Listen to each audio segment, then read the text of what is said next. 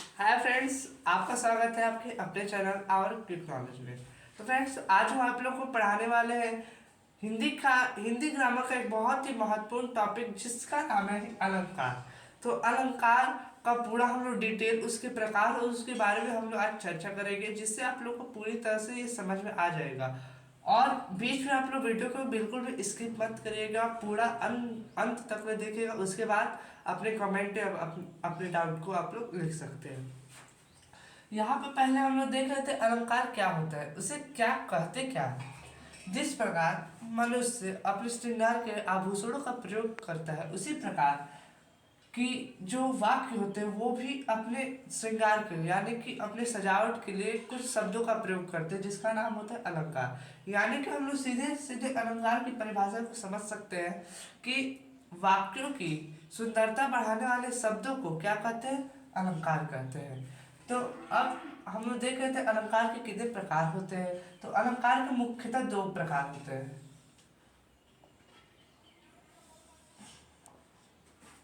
पहला हो जाएगा शब्दालंकार,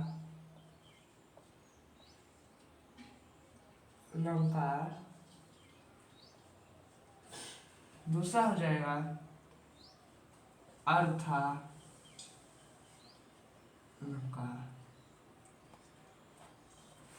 यहाँ पर अलंकार के दो प्रकार होते हैं। पहला होता है शब्दालंकार, दूसरा होता है अर्थालंकार।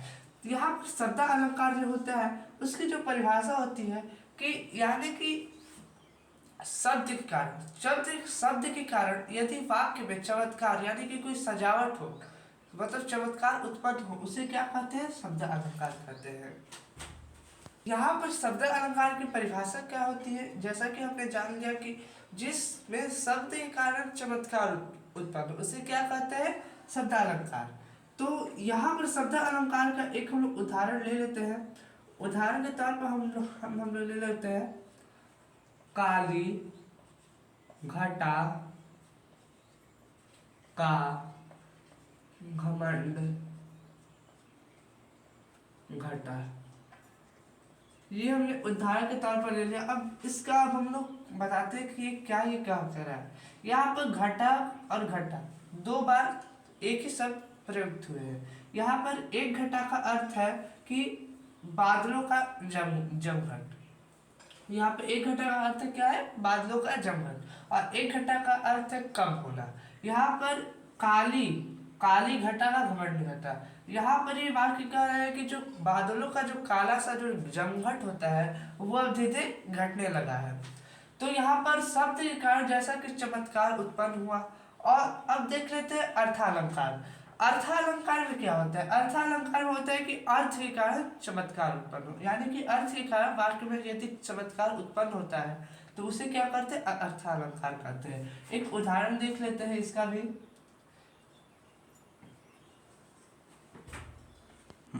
तो यहाँ पर सिंधु सिंधु सा विस्तृत और अथाह। यहाँ पे ऐसी बात नहीं करें कि ये यहाँ पर सिंधु नदी को उठा के यहाँ पर रख दिया, सिंधु सा विस्तृत और अथाह। यहाँ पर सिंधु का अर्थ क्या होता है, यहाँ पर यानी कि वो विशाल है। उसका अर्थ क्या हो रहा है, यानी कि वो समुद्र, मतलब कि मान लीजिए कि यहाँ पर समुद्र है, वो सिंधु सा अथाह, मतलब वो बहुत ही विशाल है। यहाँ पर सिंधु सा का अर्थ, यहाँ पर सिंधु सा का जैसा कि हमने बताया कि यहाँ पर अर्थ बता रहे बड़ा, यानी कि यहाँ पर अर्थ के कारण क्या हो रहा है, चमत्कार उत्पन्न हो रहा है।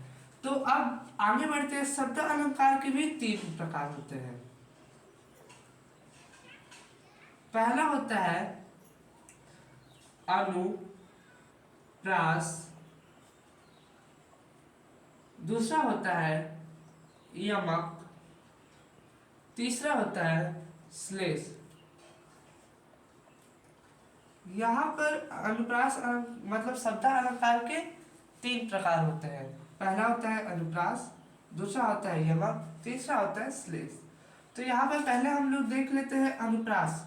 अनुप्रास का क्या मतलब होता है, यहाँ पर अनुप्रास का मतलब होता है कि एक ही शब्द, एक ही जो वर्ण होता है वो बार बार है, तो उससे क्या होता है, सुंदरता बढ़ती है। जैसे कि हम लोग उदाहरण, यहाँ पर एक हम लोग उदाहरण के तौर पर समझते हैं। यहाँ पर अनुप्रास अलंकार का एक उदाहरण हो जाएगा रघुपति राघव राजा राम। यहाँ पर र, जैसा कि आप लोगों ने नोटिस किया होगा, र की आवृत्ति बहुत बार हो रही है, हर शब्द में हो रही है, रघुपति राघव राजा राम। तो यहाँ पर क्या हो रहा है कि ये अनुप्रास अलंकार, इससे क्या हो रही है, सुंदरता बढ़ रही है और अच्छा लग रहा है। और यहाँ पर आप देखते हैं यमक अलंकार। यमक अलंकार का परिभाषा होता है कि एक ही शब्द दो बार आए लेकिन दोनों बार में उसका क्या होता है, उसका अर्थ बदल जाए। जैसे कि हम लोग उदाहरण के तौर पर ले लेते हैं काली घटा का घमंड घटा। यहाँ पर घटा का होता है, एक होता है बादलों का जमघट, एक होता है कम होना। जैसा कि हमने इसके बारे में बता दिया, तो ये क्या हो गया, ये किसका उदाहरण हो गया, यमक अलंकार का। तो अब आगे बढ़ते हैं, तो यहाँ पर एक है श्लेष अलंकार। यहाँ पर श्लेष अलंकार का अर्थ होता है कि एक शब्द है, एक वाक्य में उसका अर्थ कुछ अलग हो लेकिन दूसरे वाक्य में उसका अर्थ बदल जाए। उदाहरण के तौर पर हम लोग देख लेते हैं। तो यहाँ पर हम लोग एक श्लेष अलंकार का यानी कि श्लेष का एक हम लोग उदाहरण देख लेते हैं। यहाँ पर एक उदाहरण हो जाएगा सुब्रम को ढूंढत फिरत कवि व्याभिचारी ओर। यहाँ पर जो कवि है वो किसको ढूंढ रहा है, तो अक्षरों को ढूंढ रहा है। और यहाँ पर सुब्रम का एक ही अर्थ नहीं, यहाँ पर कई वाक्यों में अलग अलग अर्थ हो सकते हैं। जैसे कि जो सुनार, तो यहाँ पर सुनार के लिए क्या हो जाएगा, सोना हो जाएगा। और जैसे कि यहाँ पर जो होता है वो एक ही वाक्य में क्या होता है, अलग अलग उसके अर्थ निकल सकते हैं। तो यहाँ पर ये हम लोग का हो गया शब्द अलंकार का पूरा विस्तृत सा जानकारी। मैं आशा करता हूँ कि आप लोग को ये पूरी तरह से समझ में आया होगा। तो अब देखते हैं अर्थ अलंकार का। अर्थ अलंकार के कितने प्रकार होते हैं, तो यहाँ पर अर्थ अलंकार के भी कितने प्रकार होते हैं, तो उसके 5 प्रकार होते हैं। यहाँ पर पहला प्रकार होता है उपमा, उपमा अलंकार। दूसरा प्रकार होता है रूपक। तीसरा प्रकार होता है, क्या होता है, तो उत्प्रेक्षा, उत्प्रेक्षा। चौथा होता है, यहाँ पर चौथा होता है, तो ये होता है मानवीकरण। और अंतिम होता है अतिशयोक्ति।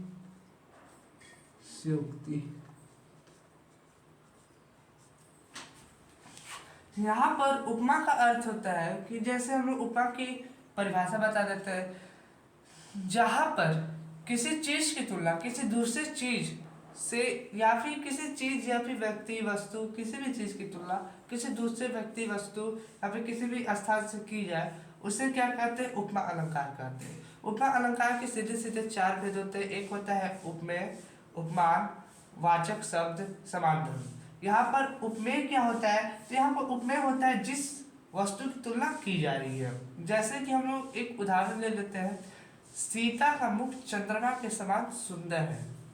यहाँ पर सीता जी का मुख चंद्रमा के समान क्या है, सुंदर है। तो यहाँ पर क्या हो जाएगा, सीता जी क्या हो जाएगी, उपमेय हो जाएगी। अब बढ़ते उपमान की तरफ। तो उपमान यानी कि जिससे तुलना की जा रही है। तो यहाँ पर किससे तुलना की जा रही है, सीता जी के मुख का किससे की जा रही है, तो चंद्रमा से तुलना की जा रही है। तो यहाँ पर क्या हो जाएगा, चंद्रमा उपमान। यहाँ पर समान धर्म, यहाँ पर समान धर्म क्या है, यहाँ पर है सुंदर, यहाँ पर दोनों सुंदर है। यहाँ पर किस चीज की समानता की जा रही है, तो मुख दोनों का सुंदर है, तो यहाँ पर सुंदरता की समानता की जा रही है। और वाचक शब्द में हो जाएगा के समान। के समान मतलब कौन सा शब्द दोनों को जोड़ रहा है, तो यहाँ पर के समान। सीता का मुख चंद्रमा के समान सुंदर है, तो यहाँ पर के समान वाचक शब्द। तो अब बढ़ते हैं रूपक की तरफ। तो रूपक का होता है कि जो उपमेय होता है और उपमान होता है, दोनों के एक कर दिए जाते हैं। उसके मतलब एक ही मान लिया जाता है कि उसमें कोई भिन्नता ही नहीं है, वैसे कि एक कर दिया जाता है।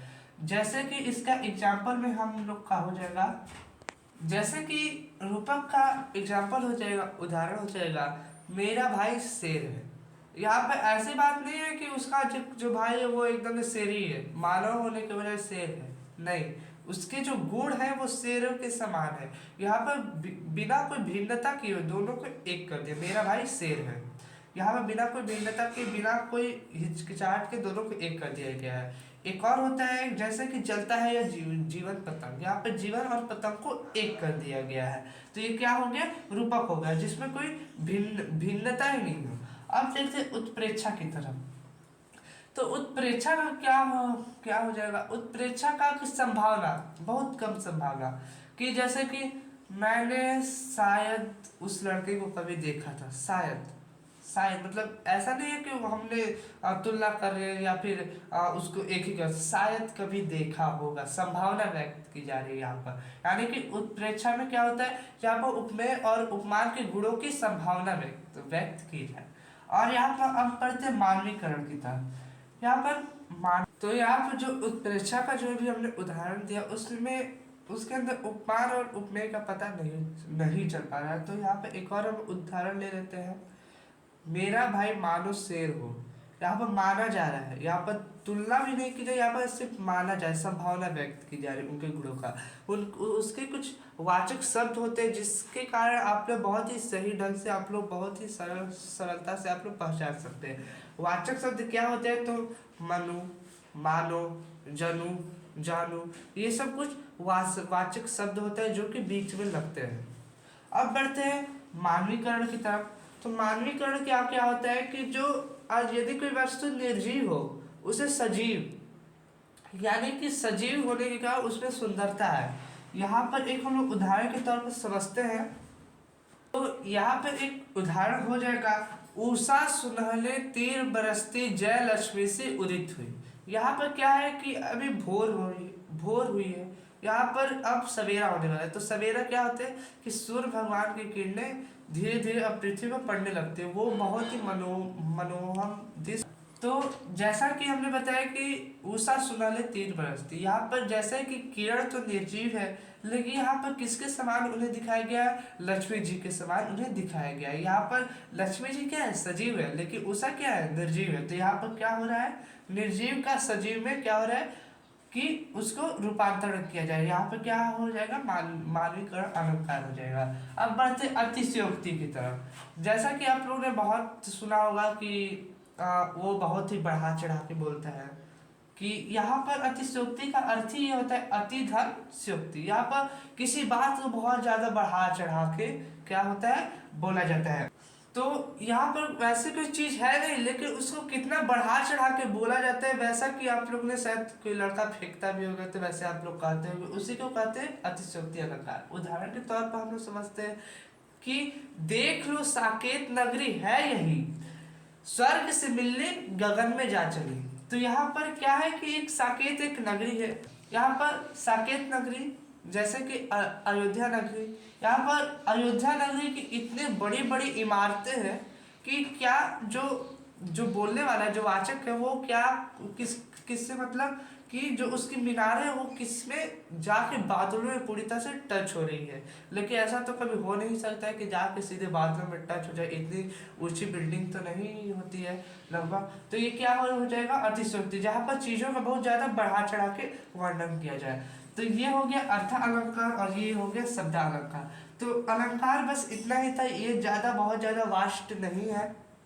तो फ्रेंड्स, अगर आप लोग को ये वीडियो अच्छा लगे तो इस वीडियो को लाइक, सब्सक्राइब और ज़्यादा से ज़्यादा शेयर जरूर करें, ताकि ऐसे और इन्फॉर्मेटिव वीडियोज आप तक सबसे पहले पहुंचते रहें। धन्यवाद।